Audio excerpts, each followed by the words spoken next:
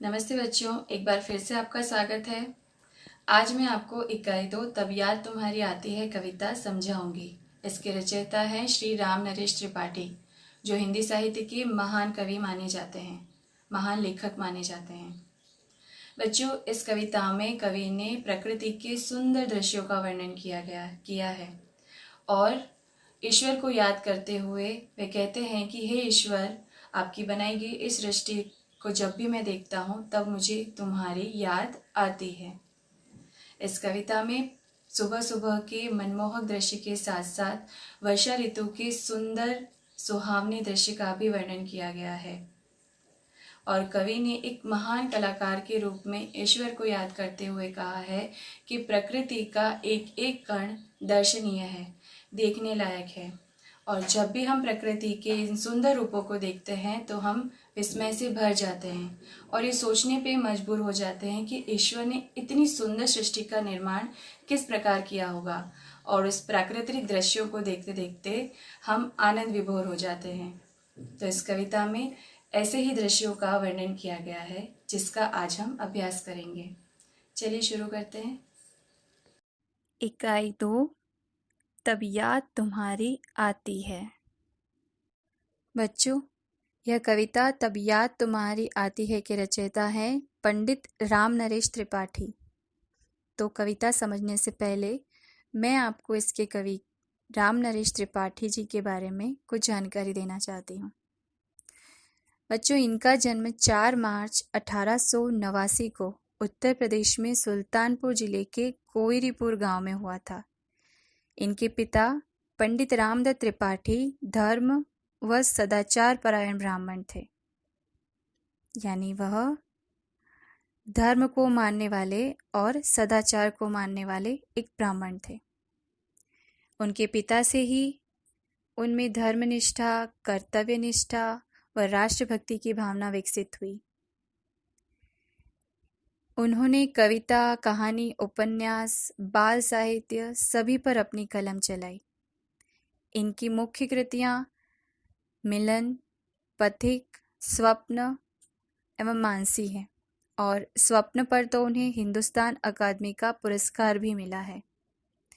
इनकी एक प्रार्थना बहुत प्रसिद्ध है, हे प्रभु आनंद दाता ज्ञान हमको दीजिए। यह प्रार्थना गीत पंडित राम नरेश त्रिपाठी द्वारा ही रचित है। यह हर विद्यालय में प्रार्थना के रूप में गाई जाती है। हिंदी साहित्य के आकाश में एक चमकीले तारे के रूप में इन्होंने अपने आप को स्थापित किया है। तो आज हम इनके ही द्वारा रचित इस कविता का वर्णन करेंगे। बच्चों, मैं चाहती हूँ कविता समझने से पहले हम इस कविता का गान करें।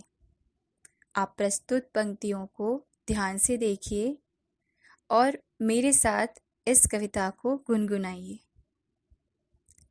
आपको भी मेरे साथ इन पंक्तियों को गुनगुनाना है, इसलिए ध्यान से इन पंक्तियों को देखिए। जब बहुत सुबह चिड़िया उठकर कुछ गीत खुशी के गाती है, जब बहुत सुबह चिड़िया उठकर कुछ गीत खुशी के गाती है, कलियां दरवाजे खोल खोल जब दुनिया पर मुस्काती है, कलियां दरवाजे खोल खोल जब दुनिया पर मुस्काती है, खुशबू की लहरें जब घर से बाहर आ दौड़ लगाती है, खुशबू की लहरें जब घर से बाहर आ दौड़ लगाती है, हे जग के सिरजनहार प्रभु तब याद तुम्हारी आती है, हे जग के सिरजनहार प्रभु तब याद तुम्हारी आती है। जब छम छम बूंदे गिरती है, बिजली चम चम कर जाती है। जब छम छम बूंदे गिरती है, बिजली चम चम कर जाती है। मैदानों में बन बागों में जब हरियाली लहराती है। मैदानों में बन बागों में जब हरियाली लहराती है। जब ठंडी ठंडी हवा कहीं से मस्ती ढोकर लाती है। जब ठंडी ठंडी हवा कहीं से मस्ती ढोकर लाती है। हे जग के सिरजनहार प्रभु, तब याद तुम्हारी आती है। हे जग के सिरजनहार प्रभु, तब याद तुम्हारी आती है। कैसा लगा कविता को गाकर? चलिए अब कविता का भावार्थ समझते हैं, लेकिन इससे पहले हमें कुछ शब्दों का ज्ञान होना बहुत ज़रूरी है, जिसके साथ भावार्थ समझने में आसानी रहेगी। वे शब्द इस प्रकार हैं। आप भी इन शब्दों को अच्छे से पढ़िए। चिड़िया यानी पंछी या पक्षी, लहर, तरंग या झोंका,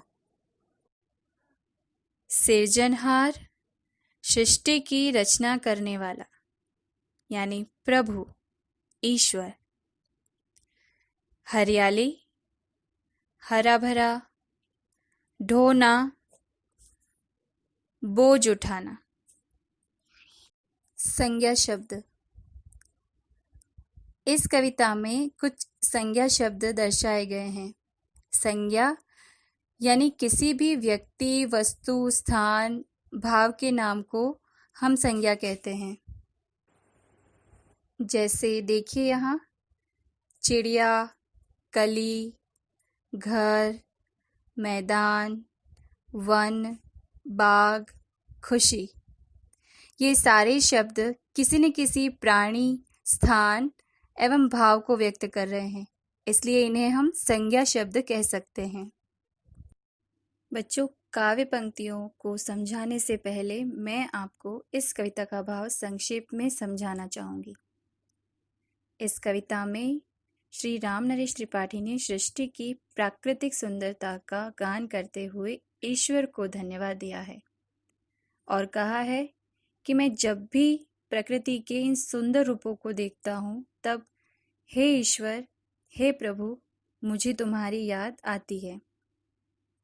इस कविता में सुबह के ताजगी भरे दृश्य, जिसमें पंछी का चहचहाना, फूलों की खुशबू, वर्षा ऋतु में छमछम बूंदों का गिरना तथा हर तरफ हरियाली ही हरियाली छा जाना, इन सारे दृश्यों का बड़ी सुंदरता के साथ इस कविता में चित्रण किया गया है। बच्चों, काव्य पंक्ति में स्थित कठिन शब्दों के अर्थ एवं पंक्तियों का भावार्थ हम अगली कक्षा में समझेंगे। तब तक आप इन पंक्तियों को गाकर इन्हें कंठस्थ कर लीजिए और शब्दार्थ को लिखकर इनका अभ्यास कीजिए। धन्यवाद।